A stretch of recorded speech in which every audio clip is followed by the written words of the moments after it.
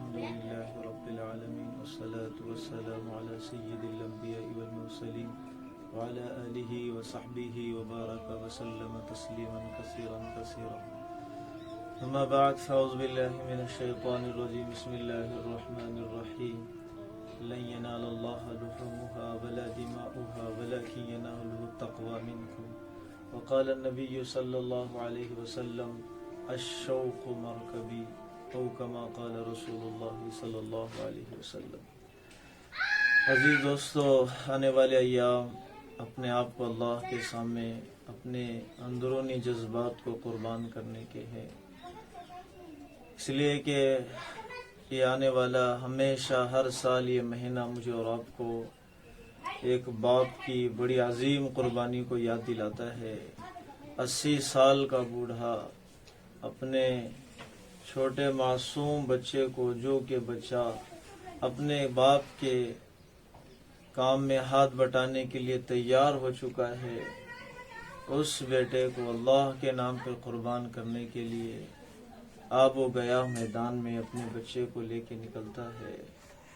ہمیں بھی چاہیے ایک نبی ہو کے اپنے جذبات کو قربان کر رہا ہے اللہ کے لیے۔ ہر آنے والا یہ مہینہ یہی بات کو یاد دلاتا ہے کہ ایک ابراہیم علیہ السلام جیسا 80 سال کا بوڑھا اپنے بیٹے کو ذبح کرنے کے لیے لے کے جا رہا ہے، بازار میں نہیں، دکان پر نہیں، کسی جنگل میں کام کے لیے نہیں، بلکہ اپنے بیٹے کو اللہ پہ قربان کرنے کے لیے جا رہا ہے۔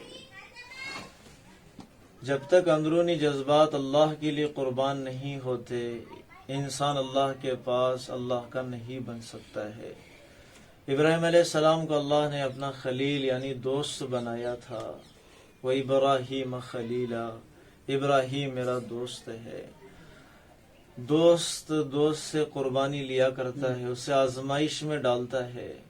اسماعیل علیہ السلام کے بارے میں حضرت ابراہیم علیہ السلام کو اللہ نے آزمائش میں ڈالا، یہاں تک کہ پہلے خواب میں یہ دکھایا کہ آپ اپنے بچے کو ذبح کر رہے ہیں۔ آسان کام نہیں ہے اپنے بچے کے گردن پہ چھری کا چھلا دینا، اور اس کے لیے اپنے آپ کو پہلے تیار کرانا پڑتا ہے۔ کتنی عظیم بات ہے ایک باپ ہو کے اپنے آپ کو بیٹے کے گلے پر چھری چلانے کے لیے اپنے اندر سے اندرونی جذبات کو قربان کر رہا ہے۔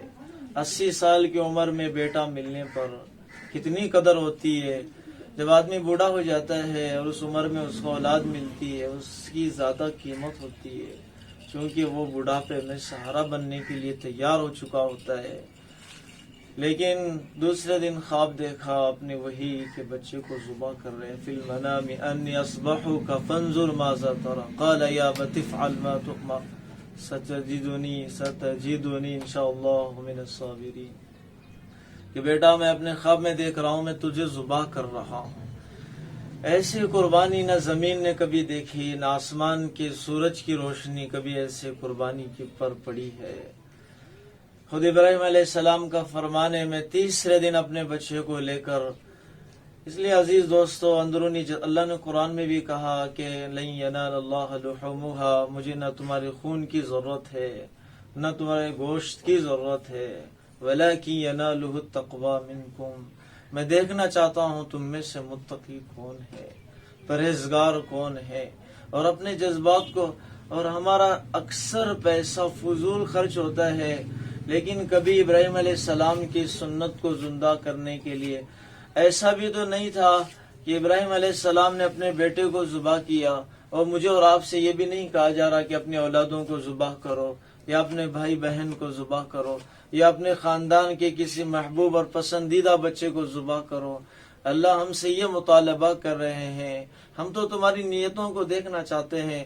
واقعتاً جس کی نیتیں صاف ہوتی، اب جا کے دور نبوت میں دیکھیں، خدا آقا مدنی صلی اللہ علیہ وسلم نے اپنے طرف سے 63 سال کی عمر ہے 63 اونٹ ذبح کیے ہیں۔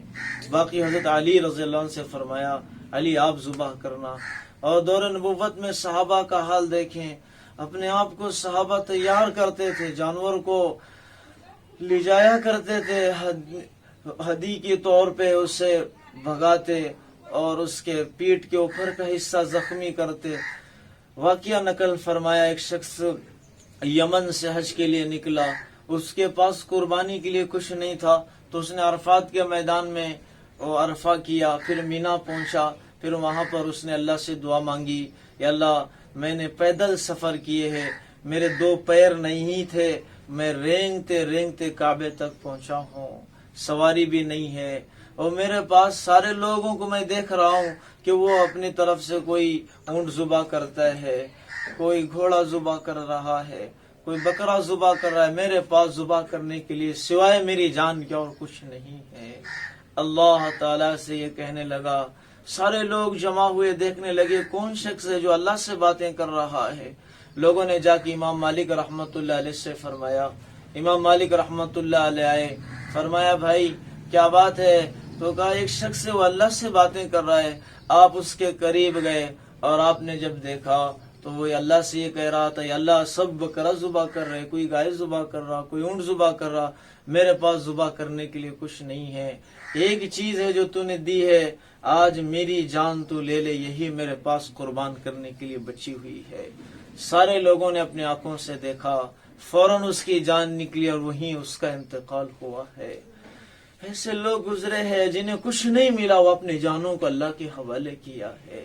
اس لیے مشہور جملہ ہے حضرت حذیفہ بن یمان رضی اللہ عنہ کا کہ جب آپ کو گرم اور کھولتے ہوئے تیل میں ڈالا جا رہا تھا تو آپ کی آنکھوں سے آنسو نکلے تھے.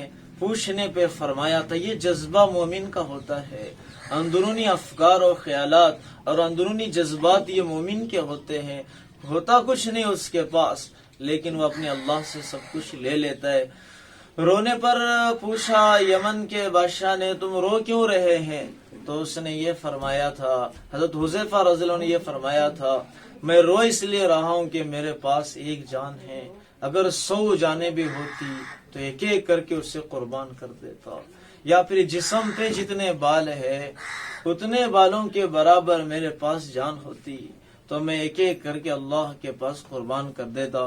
عبداللہ بن جابر رضی اللہ عنہ کا انتقال ہوا. آپ جابر ابن عبداللہ جابر کے والد صاحب ہے، اللہ تعالیٰ نے آپ بدر میں شہید ہوئے. انتقال کے بعد اللہ نے سامنے کھڑے کیا اور کھڑے کر کے پوچھا عبداللہ اب تو بتا تیری آخری تمنا کیا ہے؟ اللہ تعالیٰ نے جب پوچھا تو حضرت عبداللہ کہنے لگے میری آخری تمنا یہ ہے. حالانکہ انسان اس وقت اللہ کے سامنے یہ کہنا چاہیے کہ میں اللہ تجھے دیکھنا چاہتا ہوں یا پھر جنت میں جانا چاہتا ہوں. اللہ نے کہا، اللہ نے جب پوچھا تیری آخری تمنا کیا ہے، حضرت عبداللہ رضی اللہ عنہ نے فرمایا میری آخری تمنا یہ ہے کہ اللہ مجھے تو دوبارہ دنیا میں زندہ فرما، پھر میں دوبارہ تیری دی ہوئی جان کو تیرے نام کو قربان کروں. عزیزو، دور نبوت میں صحابہ میں کوئی صحابی ایسا نہیں تھا جو اپنے طرف سے جانوروں کو ذبح نہ کیا کرتا تھا. آپ نے فرمایا جس جانور کو جو شخص ذبح کر رہا ہے اس کے بالوں کے بقدر اس کی ہڈیاں اور اس کے جسم کے ایک ایک رگ و خون کے ریشے کے قطرے کے برابر اسے ایک ایک نیکی لکھی جاتی ہے. یہاں تک آیا ہے کہ قیامت کے دن بندہ وہ اپنے سارے جتنے اس کے جسم پہ بال تھے، اور دنیا کا کوئی ایسی مشینری اور کوئی کمپیوٹر اور کوئی کیلکولیٹر اور حساب کرنے والا محاسب ایسا نہیں ہے کہ وہ بکری کے بال کو یا گائے کی یا اونٹ کے اوپر والے بال کو گن سکے. اتنا بڑا عظیم انعام ہے ایک چیز کے قربان کرنے پر.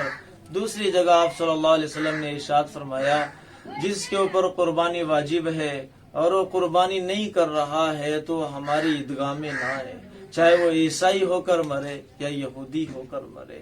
یہ آپ کی طرف سے ایک طرح کا مجھے اور آپ کو ڈرانا ہے کہ جو قربانی کر سکتے ہیں اگر وہ نہیں کر رہے ان کے لیے اللہ کے نبی صلی اللہ علیہ وسلم کی وعید اس کے لیے بہت کافی ہے. عزیز اللہ مجھے اور آپ کو اپنے جائز تمناؤں کو جذبات کو قربان کرنے کی توفیق عطا فرمائے.